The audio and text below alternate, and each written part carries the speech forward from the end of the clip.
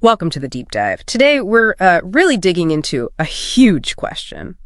How much do the core texts of the Bible, Genesis, Psalms, even the New Testament, owe to much older stories from Egypt and Mesopotamia? We're talking things like the Enuma Elish or the laws of Ma'at. Yeah, and our mission here isn't just to shout copying. That's too simplistic. Yeah. We want to avoid what some scholars call parallelomania. Hang on, parallelomania, is that like seeing connections everywhere, even if they're not really there, or just superficial? Exactly. You see two things that look alike and jump to dependence. Sometimes it's just, a common human idea. So we need the contextual approach. We look for similarities, sure, but also for the really important theological twists the biblical writers introduced. That tells us their purpose. And, the first thing that jumps out is just the timeline, right? In pretty much every case we looked at, creation stories, the flood, ethics, even resurrection ideas, the ancient Near Eastern version is older, sometimes, like way older. Okay, so let's unpack that. Maybe we start with the flood. That seems to be where the parallels are kind of undeniable. We're comparing Genesis with the Atrahasis epic here, which is centuries older. That's right. Atrahasis, probably more so than Gilgamesh for some specific details. Like, what are those details? Things like the animals entering the ark in twos, specifically. And there's a 7-day warning before the flood hits. Those structural beats line up really closely. It strongly suggests some kind of literary borrowing, at least of the framework. Okay, so they borrow the structure, the what happened, but then the why changes completely. And this is where it gets fascinating. Yeah. In Atrahasis, why do the gods send the flood? Because humans are making too much noise. They're literally annoyed, like bad neighbors. It's almost petty. Right. Not exactly a profound moral reason. Not at all.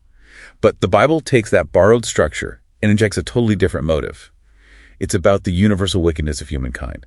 It becomes an act of divine judgment based on morality, on accountability, a massive shift. So if they borrowed the structure for the flood, did they do the same for creation, comparing Genesis 1 with the Babylonian Enuma Elish? Well, there's a linguistic echo, definitely. The Hebrew word tehom for the deep or abyss in Genesis 1 sounds like and is probably related to Tiamat, the Babylonian chaos goddess. Okay, so link there, but the actual story of creation. Radically different. Enuma Elish is this intense, violent myth. Gods fighting gods, creation emerging from the chopped up body of Tiamat. It's chaotic, literally. And Genesis 1 is, orderly, almost calm. Exactly. It's what scholars call sovereign serene fiat. God just speaks and things come into being. Order, purpose, design, not cosmic warfare. And another key thing, Enuma Elish culminates in building a temple, sanctifying a place. Genesis 1 culminates in the Sabbath, sanctifying time. Different priorities entirely. Let's jump way forward now, New Testament. The resurrection. Comparing Jesus with the Egyptian myth of Osiris. This one's tough because, the Osiris story is thousands of years older. That feels significant. The age difference is huge, absolutely. Yeah. But again, look at the theology. What happens to Osiris? He's murdered, pieced back together by Isis, and then what? He becomes ruler of the Duat, the underworld. He's essentially a rejuvenated dead god ruling over the dead. So he doesn't truly conquer death among the living. Precisely. The Christian claim about Jesus is fundamentally different. It's a physical resurrection, a victory over death itself, returning to life among the living with a transformed body. It reads almost like a direct polemical rejection or inversion of that older A&E pattern. Our resurrected figure didn't just get a job in the underworld, he defeated death. Okay, last area. Ethics. We've got things like Psalms 15 and 24 compared to the Egyptian 42 laws of Ma'at. There are overlaps, right? Don't steal, don't lie. Yeah, but those are pretty universal, aren't they? You kind of need those rules for any society to function. It's probably less about direct copying and more like a shared ethical toolkit for civilization. So what's the key difference then? It's the function. The 42 laws of Ma'at are the famous negative confessions. Meaning they're spoken by the dead person in the afterlife. You stand before the gods and list all the bad things you didn't do, trying to justify yourself for entry. I have not stolen, I have not lied, etc. Okay. Like a post-mortem checklist. Exactly. But Psalms 15 and 24, those are entrance liturgies for the living. They describe the character required to approach God now in the temple as part of the worshiping community.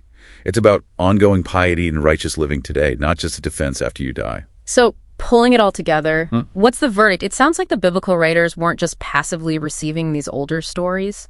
Not at all. They were active, selective theologians. They clearly knew the cultural background. They used familiar structures like we saw strongly with the flood narrative. Yeah. But they fundamentally re-engineered the meaning, the theology, the why behind it all. Especially when it came to core beliefs. Absolutely. When it touched on things like who God is, how the world began, what happens after death, creation, resurrection, they often used the existing ideas almost polemically. They inverted them or stripped out the mythology to strongly assert the uniqueness and moral character of Israel's God compared to the polytheistic systems all around them. Okay, so here's something for you, the listener, to think about. We saw that really strong structural borrowing in the flood story from Atrahasis. But then there's that deliberate, conscious decision to completely change the motive, swapping out divine annoyance over noisy humans for divine judgment on moral wickedness. How does changing the why so drastically affect how you perceive the authority and the very nature of the God being described in Genesis? What does that specific change signal to you?